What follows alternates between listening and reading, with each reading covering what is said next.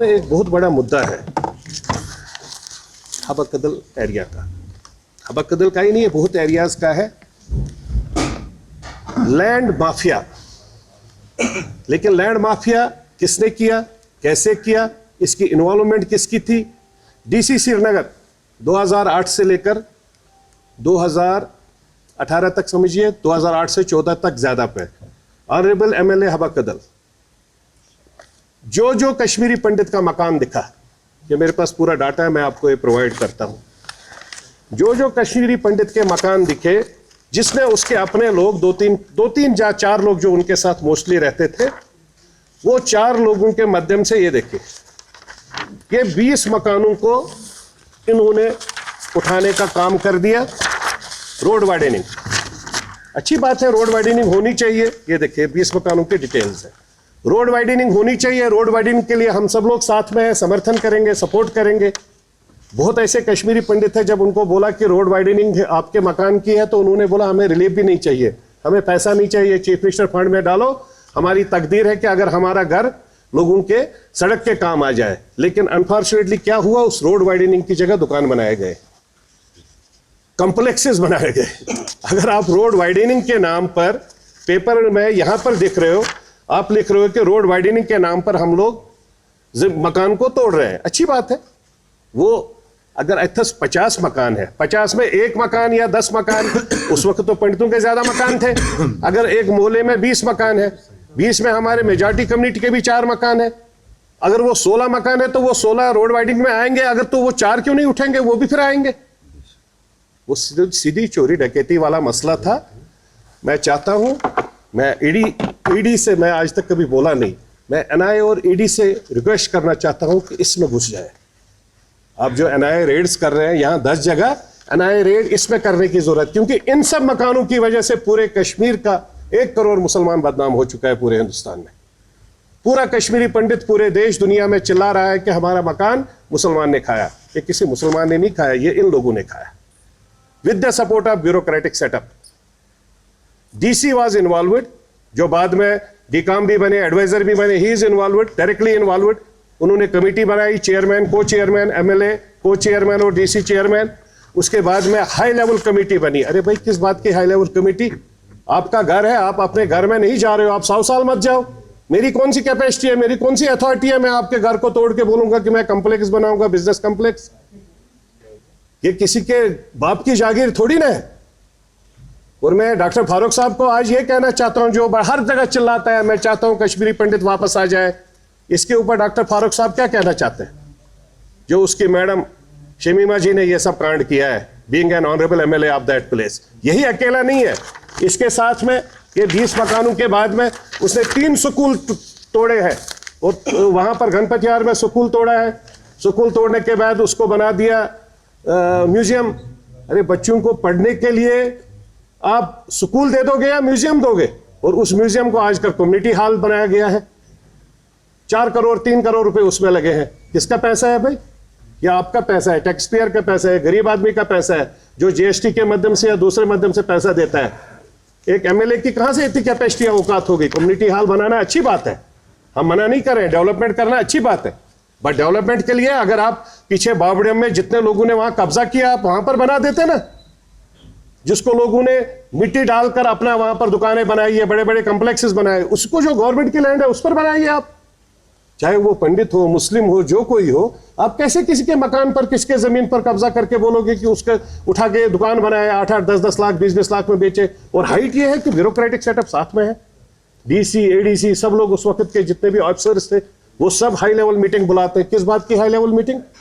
आप किसी के भी पास, मेरा घर है यहाँ पर, हाई लेवल मीटिंग बाहर से अंदर आ जाएगी, हमें जी इस घर में बनाना है कॉम्प्लेक्स। ऐसे थोड़ी होता है भाई, यहाँ तो कंसेंट होती है और क्लियरली लिखा जाता है, ओपनली लिखा जाता है कि भाई इसमें कंसेंट इसलिए नहीं है क्योंकि ये लोग हमें मिल नहीं रहे। बेउचू हाइट क्या छू ऑक्शन वन करना है। ये देखिए ना, ऑक्शन किया जाता है, आपके मकान को ऑक्शन किया जाता है। ऑक्शन में कोई भी खड़ा होता है। आप सबको पता है यहां पर जो पुराने मकान थे 100 साल 50 साल, उनकी लकड़ी कितनी कॉस्टली थी। वो कहां गई, कौन लेके गया? उसमें 4 आदमी है इसी ऑनरेबल एमएलए के। मैं चाहता हूं उनके अगेंस्ट भी प्रॉपर रेट्स होनी चाहिए। अगर उनका 20-20, 30-30 लाख रुपए बैंक का लोन था, आज कहां से उनके पास करोड़ों की संपत्ति बनी है? डेवलप होना अच्छी बात है, आप क्यों नहीं डेवलप हो रहे हैं, हम लोग क्यों नहीं, और कोई क्यों नहीं डेवलप हो रहा है?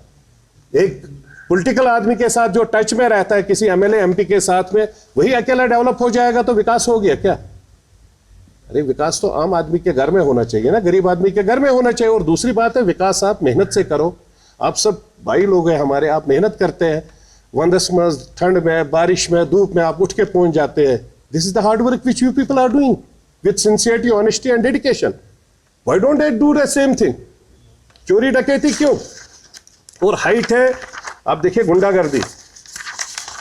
Deputy secretary government of India, ministry of home affairs को चिट्ठी लिख रही है, लिखा जा रहा है, डीसी उस वक्त के डैश डैश साहब, एडवाइजर, एक्स एडवाइजर साहब, ये चिट्ठी लिख रहे हैं और चिट्ठी में झूठ लिख रहे हैं कि ये जो मकान हमारे हैं, क्योंकि बटतमा भी है, बट भी तो सार नहीं जाए, वो होम मिनिस्ट्री, प्राइम मिनिस्ट्री, सब कुछ। वहां से जब लेटर आई, इन्होंने से जवाब दिया कि हम रोड वाइडनिंग के लिए हम लोग ले रहे हैं।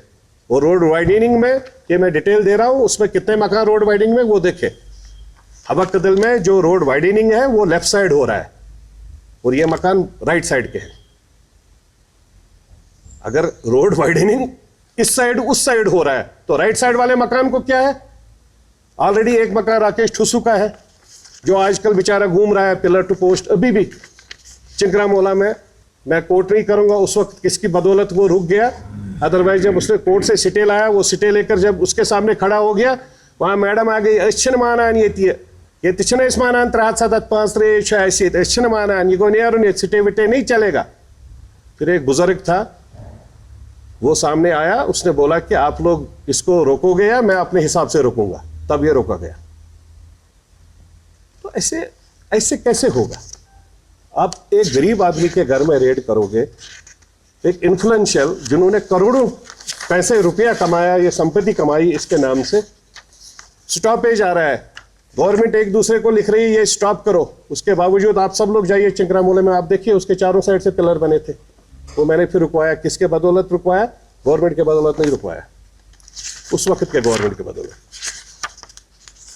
उसके साथ में जंदार मोला में एक और है मकान वीना बख्शी का, वो बेचारी भी हर जगह चिल्लाती थी, उसमें भी एक डायरेक्टर एजुकेशन के उस वक्त के जो इन्वॉल्वड थे। इनका मकान 8-9 मरले का मकान जंदार मोला के बाहर में, इसको तोड़ा गया। उसको तोड़ने के बाद इन्होंने 3 दुकानें बना दिए, 3 दुकानें अपने नेशनल कॉन्फ्रेंस के लोगों को और साथ में स्कूल। यार आप स्कूल बनाइए, अच्छी बात है, लेकिन आप इंडिविजुअल किसी की प्रॉपर्टी को तोड़ के स्कूल बनाएंगे, जहां स्कूल था वहां स्कूल तोड़ के म्यूजियम बनाएंगे, जहां मकान है उसको तोड़ के किसी का भी कम्युनिटी हॉल बनाएंगे, उसके बाद वो पैसे कमाएंगे। 20 लाख रुपए में कम्युनिटी हॉल बनता है, आप 1.5 करोड़ रुपए आपने पैसा निकाला और आपको कोई हिसाब ही नहीं मांगना चाहिए। क्यों नहीं मांगेंगे भाई साहब? वो पैसा तो कश्मीर का पैसा है। मैं चाहता हूं गवर्नमेंट से, आपने ईडी और बहुत जगह रेड हो रहे हैं, इन जगहों पर ईडी की रेड होनी चाहिए। इस जगह पर ईडी की रेड की जरूरत है। उच्चतय हाइट, ये राइटिंग में दे रखा है, एक पेज था मेरे पास यहाँ,